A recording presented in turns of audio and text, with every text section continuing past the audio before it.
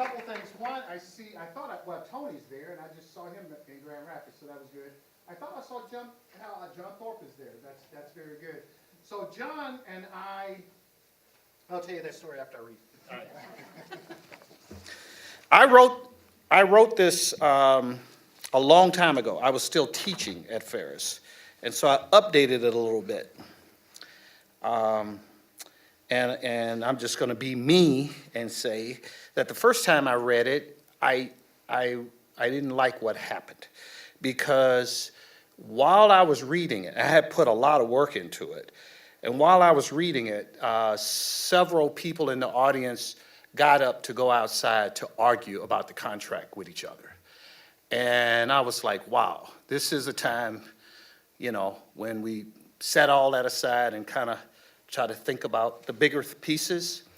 So I'm gonna give it another try here, roughly 15 years later or so. The rooster crows tomorrow at 6:33, and I have been looking for civility for a long time. On the playground, the children chanted, U-G-L-Y, you don't have an alibi, you're ugly, yeah, you ugly. A 7-year-old claimed that pimping ain't easy. I was looking for civility, but I found children who told their parents to shut up, and parents who shut up.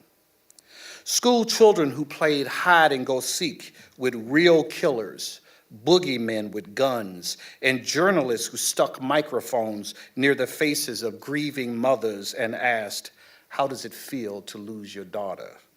Tell our viewers how it feels. Like Jeremiah from the Old Testament, I desperately needed to find righteous people. A man in the airport, my brother born of different parents, wore a shirt that read, don't make me pull an OJ on you. I told him to take it off. It gives offense. He said, mind your own business. I said, it is my business, brother. He said, shut up. I said, injustice anywhere is a threat to justice everywhere. And from his mouth came an F train. You flipping, flying, freaking, faking, freaking, flaky, or something like that. The airport security guard told me that I talked funny and to leave that man alone. I went looking for civility. A student belched loud and long like a horn announcing the arrival of royalty, coarse and vulgar like the frat boys at Animal House. From the back of the room, a voice yelled, good one, and the class erupted in laughter. I have students who come to class late with cell phones ringing, no books, no pencils, leaving warm beds to sleep in my class, demanding, asserting their right to not know, not sacrifice, not commune, demanding their customers' rights, legs open, minds closed, lips profane, leaving early. Rudeness is a lack of respect for others. It is selfishness, and the man in my mirror is victim and offender. I went looking for civility. I found supervisors who walk out doing employees' presentations and office managers who find their perfect love with pink slips, and workers who steal time, steal product, and curse their supervisors in public spaces. Everywhere there is anger, disgust, folks nursing a bitter pill, and everywhere the chorus, what about me? What about mine? It is easy to see incivility in others. At D&W, an elderly man picked his nose, a teenager talked on her cell phone, a woman cut in line, and a boy made a sandwich with the store's food. At the office, a man with bad breath, Marlboros and coffee, wanted to tell me a secret, gossip that tears down, and alas, I gave him an audience. Another explained why he hasn't spoken to several colleagues in many years. At church, the preacher reminisced that he grew up in a family without Christians, a Catholic aunt and uncle, but no Christians. A colleague forwarded blonde jokes. The doctor was late for an appointment he made. On a television talk show, guests fought, cursed, and degraded themselves, their families, and us for their 15 minutes of fame, infamy, and I watched. Political elites use incivility to rile audiences, to remind them whom to hate, red meat for their base. For years, I told audience that the United States is more egalitarian, more democratic than it has ever been. I stopped saying that 3 years ago. The rhetoric that I hear today, especially when race is involved, sounds a lot like what I heard as a child growing up in Alabama where George Wallace was governor. Where is civility? If you say good morning, how are you, have a pleasant day, and then use your position to hurt others, that is not civility, that is hypocrisy. Not cursing does not make one civil. If a man never says the S word but treats people like the S word, he is a hypocrite, and he makes my stomach hurt. A man threw a cup from his car window. Another parked in a handicap zone. Another stopped his car in the middle of the road to talk.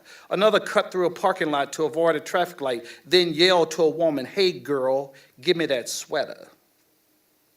I found road rage, horns blaring, middle fingers waving, fists flailing, criminal trial dates, and then I found something else. I lectured to Phil Middleton's class. By the way, when someone lectures in your class, pay them. That's a real thing, okay? I took his students to the Jim Crow Museum. I showed them the ugliness, the mammy, the sambo, the pickaninny, the caricatured sores foisted on us, the propaganda directed against us. I showed them, showed it all. And we went deep, deeper than ever, deeper than I meant to go. After 3 hours, they had left all but two, a young black woman and a middle-aged white man. The woman sat paralyzed, transfixed, and stunned before a picture of nude black children. At the bottom of the picture were these words, "Alligator bait."